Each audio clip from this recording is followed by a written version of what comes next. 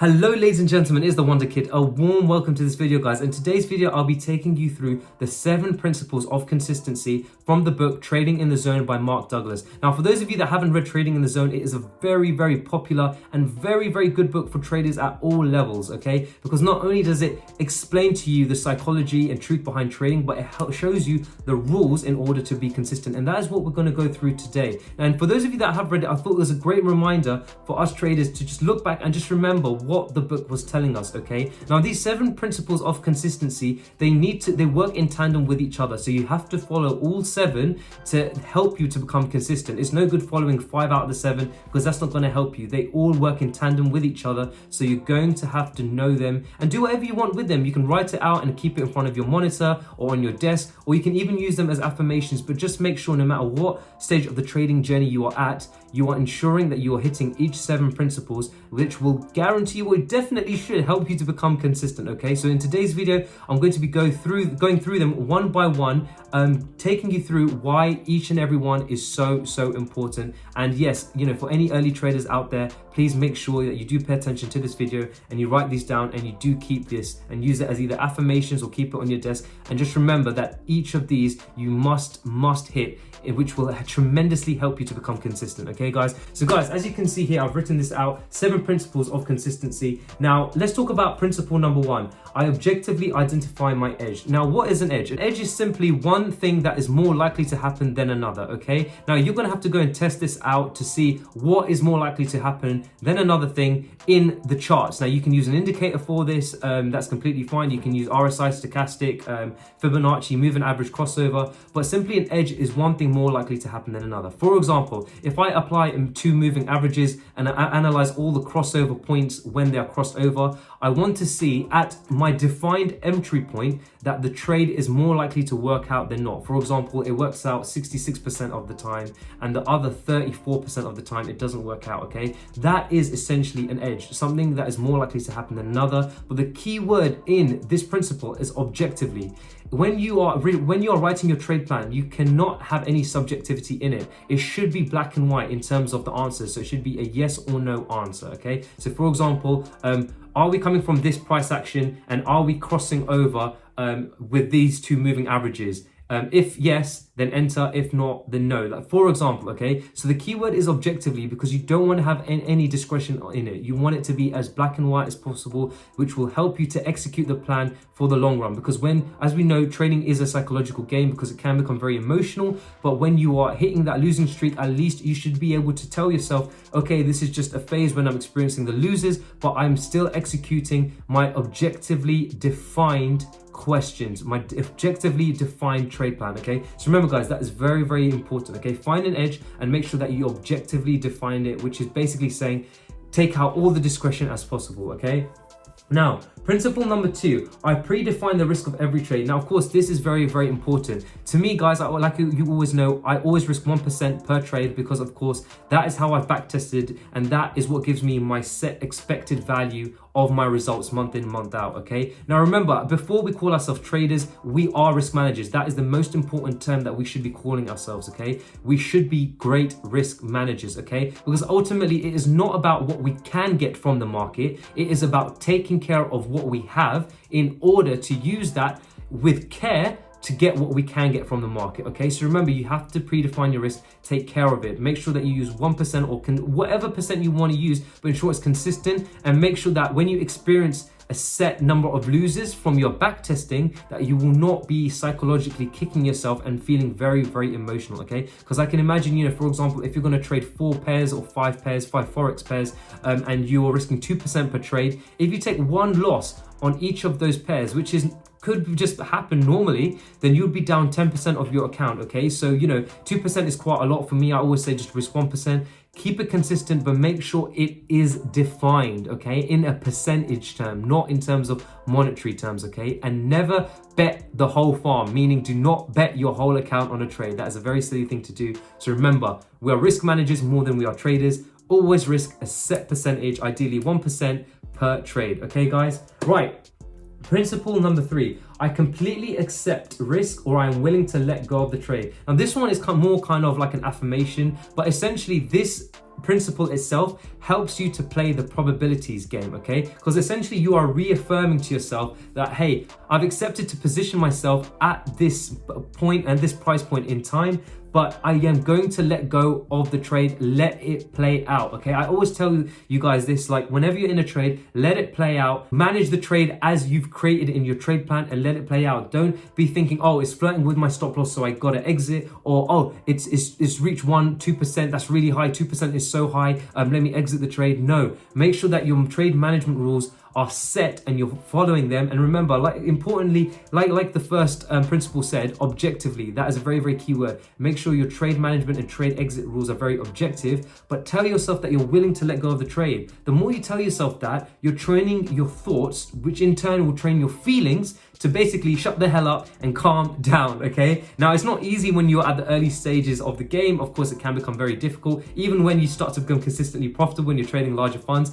you've always faced the challenge and emotional kind of burden of this, okay? But as long as you're consistently telling yourself, hey, it's okay, I put this trade on because it fully fit my plan, I'm willing to let go and let whatever happen because it fit my plan. That's the most important thing, okay? This is where the key comes in. You don't want to be attaching emotion to the trade. You don't want to be saying, oh, it's 3% up. Oh, that can pay for this and I can buy this with it. No, don't think like that. Just put the trade in that follows your trade plan and tell yourself, I'm happy to let go of this trade. Simple as that. And keep doing that, keep consistent. It's kind of like an affirmation. The more you do it, the better you become at it and the more it will help your emotions in turn. Okay, so remember that, guys. Right now, principle number 4, I act on my edges without reservation or hesitation, okay? Now, again, this is another kind of affirmation, another way to tackle your emotions, okay? Now, the reason being is because even for I myself, you can experience these kind of periods where you're hitting losses. You might hit 3 or 4 or 5 losses in a row. And what that will do in turn, emotionally, it will make you feel more hesitant to enter the next trade that fully fits your plan. You might be thinking, oh, does it fit? Does it not? I don't want to take another loser. Remember, guys, you have a subconscious. Your subconscious is the majority part of what is all the decisions that are made in your brain, okay? And your subconscious is designed to keep you safe, okay? So of course, it's going to try and pull you away from the trade. But what you have to tell yourself is that you have to act on your edge without reservation or hesitation, just as your trade plan says. So this is also another place where the difficulty of trading lies, is that even when you're hitting losses, you still have to execute that plan, because that next trade could be a 6, 7, 8% winner and take care of all the losses, okay? And that is one of the difficult things. So again, use this fourth principle as an affirmation, but try your best. And it's not easy. I guarantee you, I've been in the same position, but you know, the more you practice this and the more you follow this kind of affirmation and principle, the better you will get at it, okay? Don't expect yourself to be perfect at it. I'm not saying that you guys, you have to do this straight away and follow them 100% of the time, because it's not going to happen. You're going to do your best to follow them, but eventually you're going to become such an experienced trader when you consistently try to follow these rules that you will follow them with ease, okay? So again, principle 4 is more like a kind of affirmation, but essentially keep following that trade plan no matter what situation you're in, and vice versa. Even if you're on a winning streak, even if you hit two trades that were winners and you made 15% or whatever it is, yeah, you don't want to be like, oh, okay, I see a trade that doesn't really fit my trade plan, but I'm 15% up, so let me just put the trade. No, you have to follow the trade plan completely, okay? Because remember, what are you doing? If you're 15% up and then all of a sudden you start to enter trades that don't really fit your plan because you think, oh, I've got money that I can lose and risk, then ultimately you're going to form that habit, and that habit is going to grow and grow and grow, and you don't want to do that, because as crazy as it sounds, that it will become bigger and bigger and you'll be more likely to do the same silly thing, and before you know it, you'll be back down to 0 and a negative, okay? So remember, have the trade plan, but make sure that you act on the edge no matter what situation you're in, okay? So there you have it. All right, guys. Principle number 5, I pay myself as the market makes money available to me. Now, this one is actually a very, very important one. So guys, like, I like to use a trailing stop loss, because for me, ultimately it negates all emotion. I don't argue. I let the market decide when the trend wants to reverse and go in the opposite direction. Therefore, the market can take me out and I don't need to complain, because I've heard of a lot of traders say, okay, I want to take my profit out at the 3% level at a risk to reward ratio of 3, but then all of a sudden the market just keeps going up to like 15-16%, right? You guys are going to be kicking yourself, okay? But it's fine, you know, if you do want to do that, I'm not saying that's a bad thing, but just make sure that you've objectively defined when you take the trade out, but test it over the large sample size, test it over years of data, back test it. And if it works in backtesting, then it's fine, do that, okay? That's completely fine, but just make sure that you follow the rules that way, and that is ultimately what this principle is saying. You pay yourself as the market makes money available to you, okay? So that is very, very important. Right, now, principle number 6, I continually monitor my susceptibility for making errors, okay? Now, this, for my subscribers, you already know I talk about this quite a lot. I call it my ASR, Advanced Self-Review, but I always say to every single trader, have a feedback mechanism, okay? Whether that's at the end of every day, for me it's at the end of every week because I'm a day trader. I look back at all the trades I've done, I look back at all the emotions I've written down when placing the trade before and after, and I evaluate if the trade was a good trade, if it fit my trade plan, or was it more of a FOMO trade, or was it this or that trade, okay? This is where the longevity of consistently profitable traders lie, because it helps you to stay on track. If you don't have this feedback mechanism, you might be slowly incorporating a habit that is going to take you offline, and then you become very, very inconsistent. So you have to make sure you're on track, okay? And by doing this kind of feedback mechanism, it will help you to realize where you could be going wrong or where you may slip. And all us traders do experience this. But what matters is that where we start to slip, that we see it, and therefore we are able to take the right course of action to help mitigate that, okay? So remember guys, have a feedback mechanism. Record your trades in a trade journal. I've done a video on trade journals and how to create it. I've even given a free Notion template. So have a look at that on my channel. But ultimately, make sure you're analyzing and recording each and every trade, your emotions, and other things that you want to record that will help you to analyze any errors or slip-ups that may occur, because this is about maintenance, okay? And this will help, like I always say,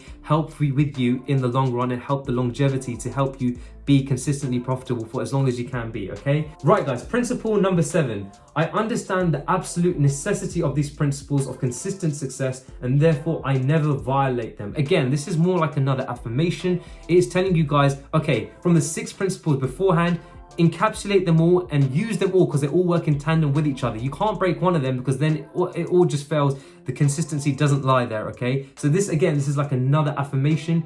You must follow each and every one of them. So like I said before, guys, either use these as affirmations. I think when I first read these, I was using these as affirmations. I actually had this printed and had it in front of my monitor. I used to read them every morning. But again, all of these 7 principles are very, very important. And if you're able to read them every day, especially if you're early on in the trading game and you're able to make sure that you follow what these are saying, it will tremendously help you with your consistency. I promise you that. And it's funny, looking back at this, like, you know, I've been trained personally by my mentor, and he's helped me essentially ingrain this into me without me reading this nowadays. So I'm looking at these and I'm like, okay, of course, yeah, for me, I completely hit these all the time. But for anyone that doesn't have a mentor, then make sure that you do write these down and you train yourself with it. It is a lot more powerful to do that, and you will become consistent. I promise you that, guys, if you follow this and you put in the work in.